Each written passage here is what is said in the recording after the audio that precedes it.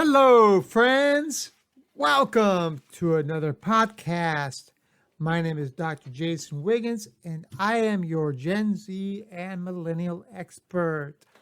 I hope everybody having a wonderful Tuesday. We are back to our full week again of work. There is no Friday holiday off or Thursday half day this week for the majority of you, including myself. Therefore, we are back to the grind. We are back in 2021 and we are ready to roll for the new year. Today, I want to switch it up a little bit. I know we've talked about goals, accomplishments, and things of like that. But I want to get back to kind of our typical discussions a little bit about Gen Z and millennials and what really affects us. And that's what we're going to kind of talk about today. And I guess I would preface it by saying COVID has changed on many things that we do on a daily basis. Everything is abnormal compared to what it was.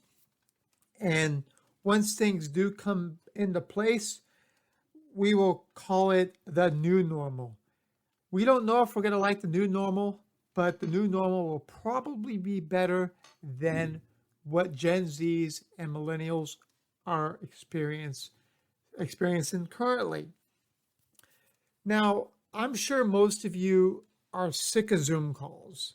Zoom calls are basically you take the time out of your day to have pointless meetings that don't really seem to make much sense.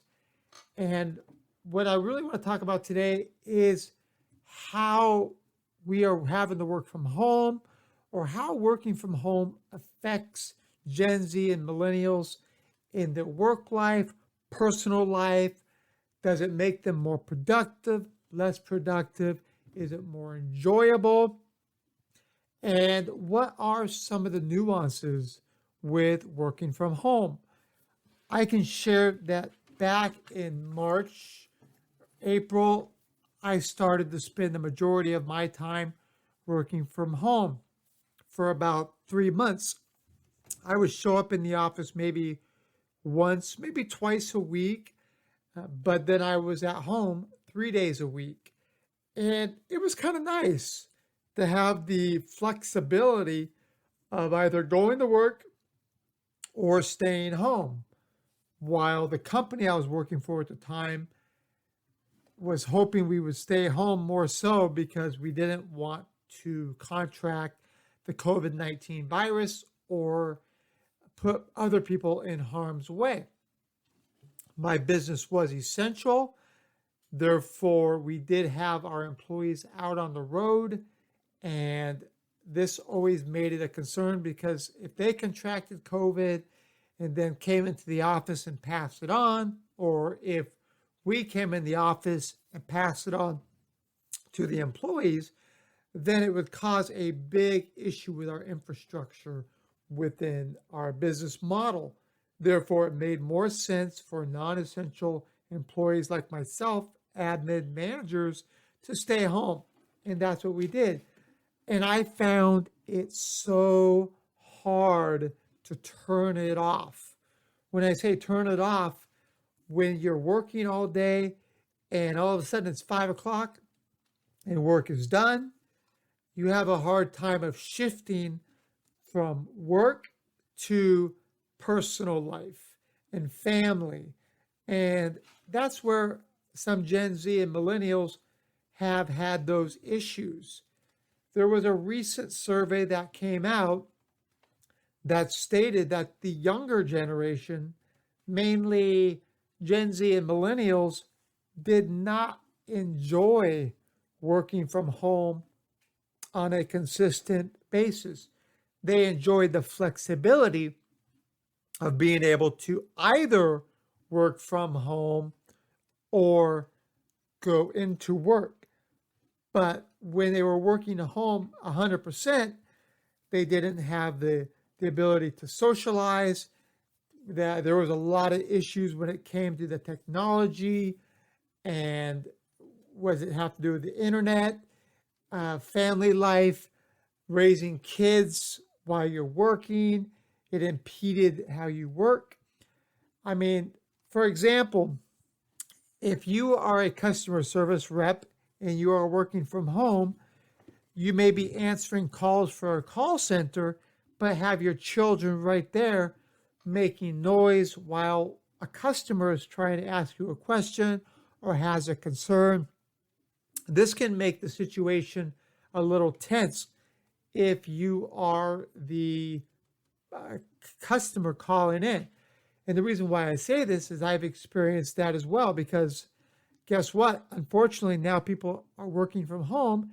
And if you call customer service, you'll sometimes hear TVs in the background, you'll hear kids, and they'll apologize, but it's not their fault because they are forced to work from home. And therefore, kids can't go to daycares and they're having to work from home. And you just have a big mess. And yes, that is what COVID has caused, a big mess.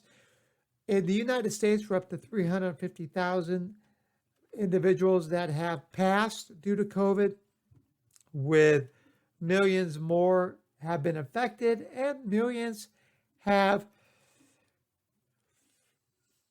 been cured. So that's good within that realm. But getting back to issues with working from home, the sociability is gone. People are having to contact their friends or work in different matters that they aren't used to. People are now missing the office space. But here is the big thing. Organizations have realized they don't need to pay for office space any longer. So what's going to happen during the new normal is you're going to see a lot of downsizing by corporations, and they're going to have fewer people come into work. And so you're going to lose that connection with your work colleagues or basically the connection of what you do and your employer. So that is the big concern about working from home. Where is the pride, the satisfaction, the commingle? So that's a concern that's going to be an issue moving forward.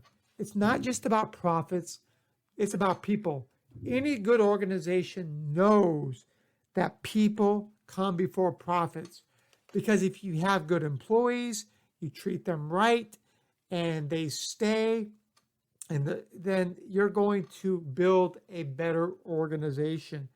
But if you start cutting costs and cutting your infrastructure, cutting your workplace and how much square footage it is because you want to save on costs, then you're going to cause issues within the organization. Therefore, as we move forward, we have to be patient. If you lead an organization, don't jump the gun on cutting your office space. We understand times are tough right now, and maybe you've had to cut back, but maybe when you can, get that office space back or get a larger office space and have your individuals back working again. Because once we are all back to the new normal, people want to get back to work. They want to enjoy their team again. But the key thing is Millennials and Generation Z, they all want the flexibility. They want the option to be able to go to work, the option to stay home and to work, during off hours or as long as they're putting the time in. And that is the key for success within every organization, is being flexible, being employee friendly, and reaping the rewards that come with it. So again, today's podcast was based on the concept of, are you sick of Zoom calls? Are you sick of working at home? Are you sick of all the challenges that you've had to face? I mean, you have to think for a second. What are the good things that have came out of working from home? Maybe you've had more time to spend with your spouse, your kids. the flexibility. But the downside of that is you've had to deal with maybe them doing homework, watching your kids, the noise, the dogs barking in the background, conflicting with work, the off time where you can't separate work from home life. And those are just a few of the issues, either the pros and cons from working from home. But the one thing that I haven't mentioned about working from home, it has enabled people to travel or live in different parts where they couldn't before. Some people live, they live normally in Southern California, but they're doing their remote work in Northern California. Maybe they're with their family or friends or whatnot. And so it enables them to be able to work in a different area. So again, there's flexibility, but there's the problems and the challenges that go with it. So as we move forward, COVID will pass. We will be removing the obstacles and succeed as a group. Gen Z and millennials are resilient. And again, for those who want to succeed in anything they do, what do you have to do? You have to be able to remove the obstacles. And the obstacle right now is COVID-19. It's a universal pandemic. And we are going to get through this together.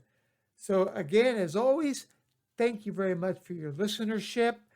The best way to reach me is via the website, genzandmillennialexpert.com, or via our via our email, jason@jwigginsconsulting.com. And we look forward to talking to you again. This is our 82nd episode. So we are on our way to 100. And it is because of you, the listenership, that we can continue. So if it's in the morning, afternoon, or night, wherever you may be listening, be safe, take care of yourself, and I look forward to talking to you on the next podcast on Wednesday. Take care. Talk to you later. Bye-bye.